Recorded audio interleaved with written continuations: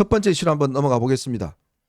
자, 윤석열 대통령이 지금 어제 오후 8시부터 9시 30분까지 8시 30분까지 30분가량 관저로 찾아온 권영세 비상대책위원장과 권성동 원내대표를 만났는데 당을 잘 운영해줘서 고맙다 이런 이야기를 했다고 합니다.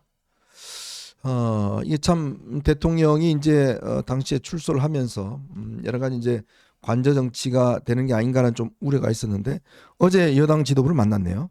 네, 그리고 토요일 이제 톡방이 돼서 그날 당일날 두 권씨 지도부랑 통화했다. 했는데 어제 저녁에 직접 가고 한 30분 이렇게 만났는데 지금 이제 대통령실 쪽에서는 저 권영석, 권성동 네. 투톱이 오겠다 해서 대통령께서 맞이해 주신 거다 하는 건데 이제 우리가 다 아는 얘기지만 국회의원들이 가고 싶다 해서 가는 건 아니잖아요. 그렇죠. 가고 싶다라는 의사를 전하면은 그러니까 용산 쪽에서 대통령실 쪽에서 오케이를 받아야 가는 거고요. 근데 네. 누가 먼저 어떻게 저걸 했는지 그건 잘 모르겠습니다. 근데 나경원 의원 같은 경우에는 대통령과 통화 사실이 있었다는 걸 확인하면서 대통령 쪽에서 먼저 전화가 걸려왔다. 네. 거기까지는 확인을 해 준 겁니다. 그런데 이게 이제 저게 좀 헷갈리는 대목인데요. 사실상 오늘 아침 제가 사설을 스트레이트 기사 보기 전에 오늘은 좀 조간 사설부터 한번 쫙 다 봤어요. 네네. 근데 조선일보, 동아일보, 중앙일보 또 한국일보 사설까지요. 네. 똑같은 단어가 키워드로 등장합니다. 자중이라는 단어가 자중. 있죠. 대통령님 좀 자중 부탁드립니다. 왜냐하면 주먹 불끈 이건 아니지 않았느냐. 그래도 이렇게 나왔으면 그날 그 서울구치소 앞에 나와서 2분 54초를 한 90m를 걸어가면서 11번을 고개 숙여 지지자들에게 이렇게 하고 울컥하는 장면도 연출됐고 이 주먹으로 불끈 이런 것들이 결국 지지자들을 위한 그래도 이 국가 원수로서 국민 통합을 위해서 힘써야 되는데 그거는 아니지 않느냐. 그래서 그 다음날 일요일 아침에 우리 어제도 방송했지만 연합뉴스와의 통화에서 대통령실 관계자가 차분하고 덤덤하게 또 절제된 모습으로 또 외부 활동 거의 안 하고 해서 이제 탄핵 심판 기다리겠다는 건데 이게 헷갈리는 거예요. 주먹 불끈하고 차분하고 하겠다. 근데 또 이제 나경원 의원도 전화를 먼저 받았다 그러고 하니까 사실상 관저 정치가 이미 이 작동하기 시작한 거 아니냐 이래가지고 대통령의 이게 행보가 도대체 뭔지 좀 헷갈린다. 네. 이런 얘기가 좀 나오고 있습니다. 자, 일단 대통령이 구치소라는 곳을 갔습니다. 구치소라는 곳은 물론 형이 확정된 건 아니지만 사실은 이제 혐의가 있는 사람이 가는 곳이잖아요. 근데 참 대통령이 구치소를 나오는 장면이 참 제가 조금 글쎄요. 이게 거의 개선 장군처럼 나왔고 한 국민의힘 관계자는 페이스북에다가 왕의 기한이다 이렇게 표현을 했더라고요. 근데 윤 대통령도 내가 구치소에서 많은 걸 배웠다고 그러는데 참 좀 대통령으로서 할 말은 아닌 것 같습니다. 구치소에서 배운다는 것 자체가. 자, 그래서 오늘 제가 저희 문화일보 칼럼에 제가 시를 하나 썼습니다. 관저로 복귀한 윤 대통령 해야 될 세 가지 일이라고 해서 제가 지적을 했는데 그 첫 번째가 결국 윤 대통령이 지금 이렇게 하는 것 자체가 지금 절차적 문제인데 기본 이 절차적 문제를 마치 이게 자체가 다 무죄다라고 지금 판단하고 너무 지금 좀 들떠 있는 게 아닌가. 이건 자칫하면 국민의힘의 발목을 잡아서 이 지금 당이 앞으로 어떻게 하지 못하도록 만들 수밖에 없다. 그러니까 같이 망하는 방법이다. 자, 그래서 제가 제시한 거는 첫 번째로는 윤 대통령이 좀 탈당을 해주셨으면 좋겠다. 그래서 탈당을 해서 당은 당대로 뭔가 어떤 미래를 위해서 준비를 하고 윤 대통령대로 또 뭔가 이제 앞으로 어떤 이 본인의 법적인 준비를 가져가는 것 그게 필요한 것이 아닌가라는 이야기를 했고요. 그리고 이제 저기 보면 둘째는 이번에 정말 이 계엄 사태로 국민들이 완전 두동강이 났습니다. 이게 정말 이 양쪽이 완전 갈라지고 보수도 갈라졌습니다. 지금 너무 골이 깊어요. 자, 이게 뭐 한 집안도 아들은 저 한남동, 딸은 광화문, 뭐 저쪽 저 이제 탄핵 찬성 집회 나가고 이 풍비박산된 집안이 주위에 굉장히 많습니다.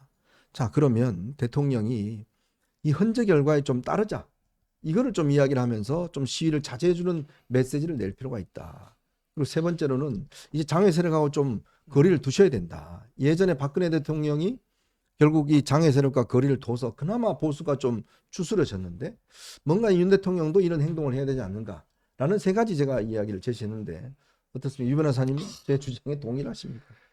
정말 뼈저리게 동의하는데 네. 정말 하나하나 뭐 그러니까 대통령 탈당을 요구하셨고 헌법재판소 결정에 승복하겠다는 메시지를 좀 내라. 그리고 장외 세력과 거리를 두라. 이런 말씀을 하셨는데 그대로만 된다면 정말 국민의힘의 앞날이 보입니다. 네. 그런데 지금까지 윤석열 대통령이 해온 그 일들을 보면 사실 탈당을 해주십사 하는 말씀이 지금 처음 나온 게 아니죠. 그렇죠. 계엄 이후에도 저를 비롯해서 많은 당협위원장들이 요청한 적이 있고, 그리고 심지어 나아가서 이제 제명하라고 당이 요구하기도 했고요. 그리고 이제 헌법재판소 결정에 승복하겠다는 메시지를 헌법 그 탄핵 심판 과정에서 최후 변론 때 했으면 좋겠다고 네네. 많은 분들이 얘기를 했지만 결국 그 메시지는 나오지 않았죠. 그리고 장외 세력과 거리를 둬야 되는 것도 분명한 일인데 그 구치소에서 석방되고 나서 최초로 낸 메시지가 아스팔트에서 고생하고 계신 지지자분들이 계시기에 오늘의 윤석열이 있다라는 취지의 말씀을 하셨죠. 그래서 이 세 가지가 사실 국민의힘의 앞날을 밝히기 위해서는 가장 절박한 과제인데도 불구하고 이 세 가지가 가장 이루어질 것 같지 않은 그런 일이기도 합니다. 슬프게도요. 그래서 결국 대통령을 바꾸기보다는 이제는 국민의힘이 중심이 돼서 지금 무게중심을 당 안으로 끌고 들어와야 되거든요. 네. 그래서 저는 오히려 이제는 대통령한테 뭔가를 요구하는 거는 이미 할 만큼 다 했고 이제 당이 뭔가를 실천적으로 보여줄 차례다. 이제 그 권영세 비대위원장과 권성동 대표가 이제 앞으로 어떻게 해나가야 될지 이제까지는 뭐 비상대책위원회가 아니라 일상대책위원회라는 그런 비아냥까지 샀는데 지금 이제까지가 예고편이었다면 이제 본편이 시작됐습니다. 네. 이제 그 두 쌍권 체제가 본격적인 시험대에 올랐거든요. 당을 중심으로 이 파고를 헤쳐나가기를 바랍니다. 이게 큰 배가요. 어떤 방향을 이렇게 전환을 할 때는 이게 서서히 이게 틀지 않습니까? 그래야 배가 전복이 안 됩니다. 네. 예를 들어서 이렇게 크게 이제 원을 그려서 이제 그렇죠. 돌아가야지만이 배가 안정적으로 안에 탄 이 승객들도 전혀 느끼지 못하고 네. 이제 움직이지 않습니까? 근데 급변침을 하게 될 경우 세월호가 사실은 그런 원인이었다고 그렇죠. 그래요. 급변침을 하게 될 경우에 균형이 깨지면서 바로 배가 침몰하는 네. 그런 상황이 벌어집니다. 지금 저는 국민의힘 상황이 지금 이 문제가 뭐 일각에서는 이거 이제 헌재 저도 끝났다 이제 다 이겼다라고 하지만 냉정하게 이야기를 하면요. 지금 그렇지 않습니다. 이거는 그냥 절차적인 문제고 헌재 심판은 헌재 심판대로 갑니다. 그러면 우리가 좀 더 미래를 예측한다 그러면 뭔가 국민의힘도 이 거함이 60일밖에 없는 선거 기간 동안 변침을 하려고 그러면 갑자기 금변침, 그러니까 갑자기 대통령 옹호 수호 하다가 갑자기 아니에요. 네. 우리는 딴 거 할게요. 미래 이야기 할게요. 이 이야기 될까요? 더군다나 만약 윤 대통령이 이 또 경선 과정이나 선거 과정에 또다시 개입한다 그러면 네. 오늘 뭐 일부 지금 언론들이 다 지적하고 있지만 이번 사태가 중도층들한테는 아주 치명적인 상황이라는 거잖아요. 그렇죠. 이제 좀 여론의 추이를 좀 데이터를 통해서 확인을 해봐야 되겠지만요. 이번 주 목요일, 금요일 정도.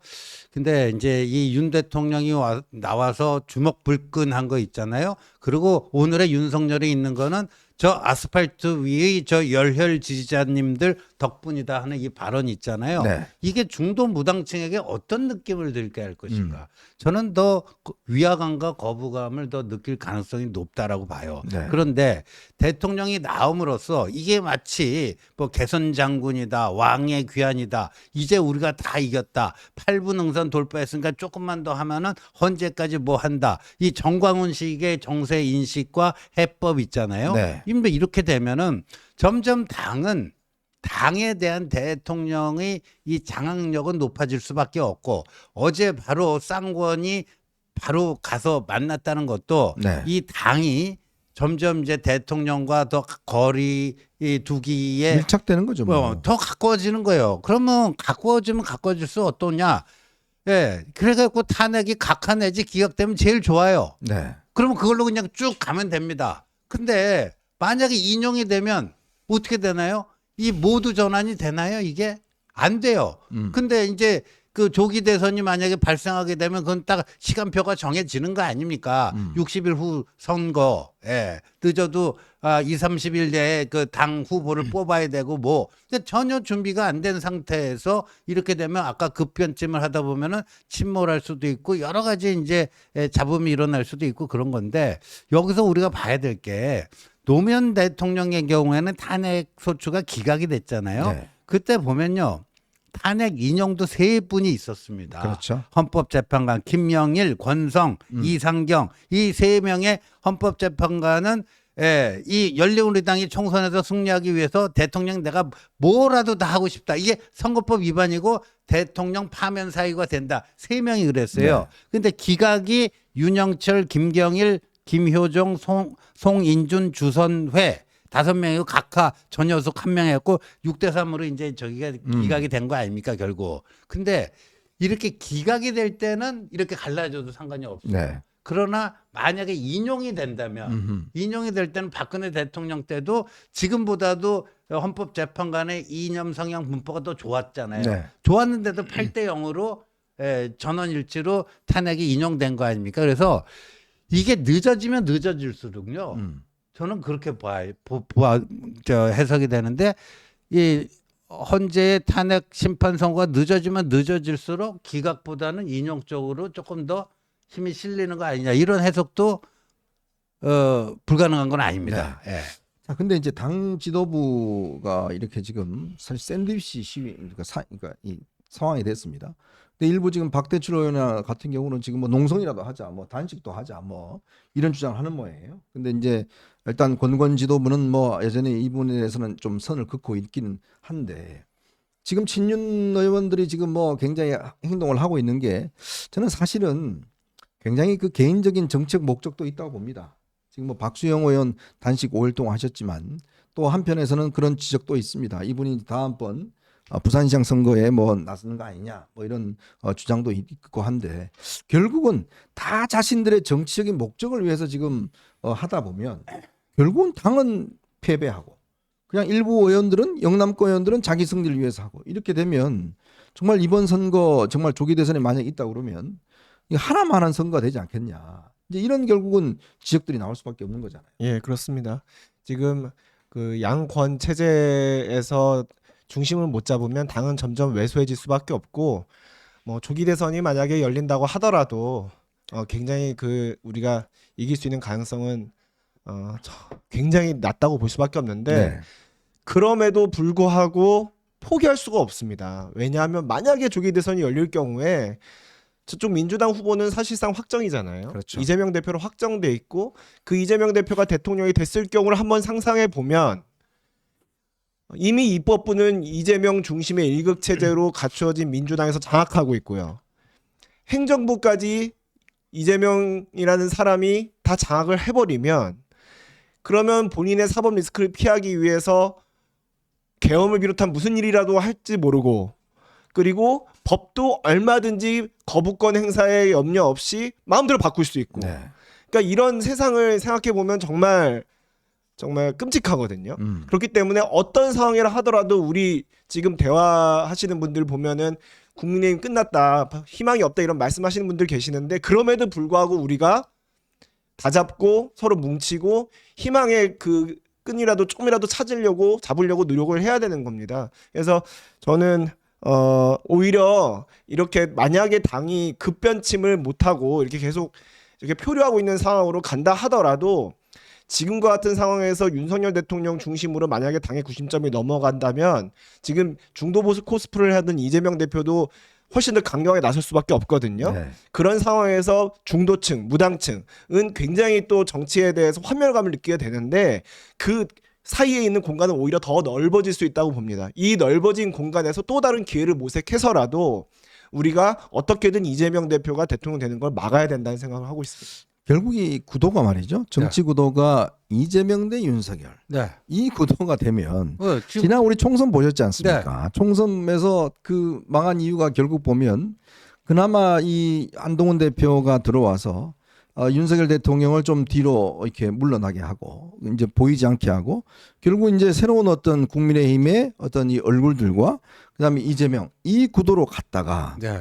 결국 윤석열 대통령이 뭐야 내가 지금 이 대통령인데 나와서 본인이 뭐 이종섭 뭐 황상무 그다음에 민생토론회 그다음 의대 뭐 전부 다 주도를 하면서 결국 그 결과가 있잖아요 우리 데이터가. 그렇죠. 예, 그 데이터가 그런 게 있어요. 그래서 지금 뭐 이 중앙일보가 요거 타이틀을 잘 뽑았던데 윤석방은 이재명의 동아줄로 네. 작용하고 있다. 요게 이제 그 이게 중앙일보가 뽑은 게 아니고 오늘 아침 그 SBS 뭐 김태현의 정치쇼에 윤태곤 예, 그 실장이 이렇게 윤 대통령의 구속 취소가 이재명에게는 동아줄 하나 내려온 것이다. 그리고 저 비명계와 검찰이 내통해 가지고 그 체포동의안 통과시키고 내 등에 칼을 꼽았다. 네. 이거 뭐 명백한 실언이라고 그걸 어떻게 해야 될지 주워 담기 힘든 상황인데 윤 대통령 석방되니까 그게 그냥 없어져. 이슈 자체가 그냥 비명 행사가 없어진 거하고 똑같아요. 네. 이슈 자체가 증발. 네. 그 김경수 이재명 그 저기 사죄해라 해명하라 해야 되는데 김경수도 단식 들어갔잖아요. 네. 그러니까 뭐 이렇게 되는 거예요. 이게 참 묘한 건데. 그러니까 이게 오히려 이재명으로서는 뭐 나쁘지 않은 전개일 수가 있다. 그다음에 아무래도 이제 이쪽 그쪽 민주당 그쪽이 좀 이제 이완돼 있었잖아요. 지지층들이. 그렇죠. 네. 근데 이제 윤 대통령의 저런 개선 장군 같은 모습을 보면서 극도의 위기감을 느끼고 결집하는 그런 강력한 모멘텀이 될 수 있다 하는 점에서 민주당은 나쁘지 않다. 이런 좀 정치공학적 판단을 하는 것 같아요. 한 번 실수와 오판을 하면 넘어갈 수는 있습니다. 근데 두 번 하면요. 이거는 용서가 안 됩니다. 자, 지금 우리가 쭉 말씀하신 거 보면 저는 좀 기시감이 들어요. 지난 총선의 기시감. 그 비명 행사하고 그냥 날리고 그 난동을 칠 때 진짜 얼마나 우리한테 상황이 좋았습니까? 국민의힘의 어떤 승리, 여권의 승리가 점쳐지는 상황이었습니다. 근데 그걸 일거에 바꾼 게 바로 이제 윤석열 대통령의 어떤 문제 또 이런 거 김건희 여사 문제 뭐 등등이 바꾸면서 상황이 역전돼 버려서 지금도 마찬가지잖아요. 결국 이 구속 취소 문제와 주먹 불끈 그다음에 이제 관저로 이제 막 데리고 와서 이제 회의하고 뭐 하면서 이게 지금 국민들이 그동안 봤던 게 이게 좀 아니네? 라는 모습들로 비춰지면 물론 지금 내부에서는 오늘부터는 뭐 우리가 톤다운해서 좀 가자라고는 있습니다만은 뭐 윤 대통령이 과연 그렇게 할지 모르겠습니다만은 이제 그런 상황이라면 과연 이제 우리가 대선 앞으로 준비하는 대선에서 정말 어떻게 해야 될지 정말 참 그런 생각이 드는데 자, 제가 이제 그런 이야기를 하니까 오늘 아침에 저한테 이제 문자가 하나 왔어요. 어떤 분이 저한테 이제 문자를 하나 보내셨습니다. 그동안 이제 저를 많이 좋아하셨던 분 같은데 이현종님 예전 TV에 나오면 좋아했는데 아직도 배신자 옹호하는 거 보면 실망스럽네요. 한동훈이나 이재명이나 좌파인데 이현종 씨도 좌파세요? 예전에 우파의 모습을 보고 싶네요라고 했는데 자 지금 이 상황을 보시면서 많은 그 보수 지지분들이 윤 대통령을 지지하면 우파고 아니면 좌파다 요런 지금 도식에 빠져서 이게 상당히 제가 볼 때는 그 착시와 또 한편으로 보면 이 좌파의 어떤 면에서 보면 이게 좋게 형성하는 아까 보면 이재명한테 동아줄을 넘겨주는 그런 결과인데 이거를 계속적으로 부추기는 사람들이 있는 거잖아요. 그렇죠. 그게 사실 저는 글쎄요. 그 요새 뭐 진짜 보수, 가짜 보수, 누가 진짜 우파냐, 가짜 우파냐 이런 얘기들을 하는데 사실 우파 보수의 핵심 가치는 책임지는 것 아닙니까? 과연 지금 작년 말부터 지금까지 벌어진 일들을 쭉 돌이켜보면 누가 국민에 대해서 책임을 지려고 했는지 다들 명확하게 아실 겁니다.